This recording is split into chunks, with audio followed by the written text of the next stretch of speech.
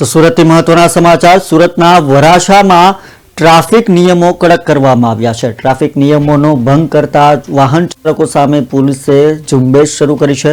700 થી વધુ વાહન ચાલકો સામે ટ્રાફિક પોલીસે કાર્યવાહી કરી છે। સુરતના અન્ય વિસ્તારોમાં પણ ટ્રાફિક પોલીસ કાર્યવાહી કરશે।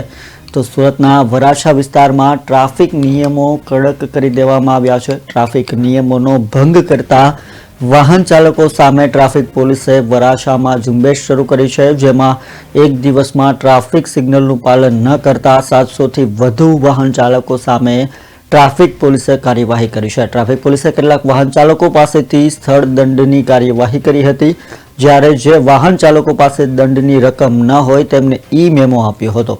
વરાછા બાદ સુરતના અન્ય વિસ્તારોમાં પણ ટ્રાફિક સિગ્નલ ભંગ કરતા વાહન ચાલકો સામે આગામી દિવસમાં કાર્યવાહી શરૂ કરવામાં આવશે તેવું ટ્રાફિક પોલીસે જણાવ્યું હતું।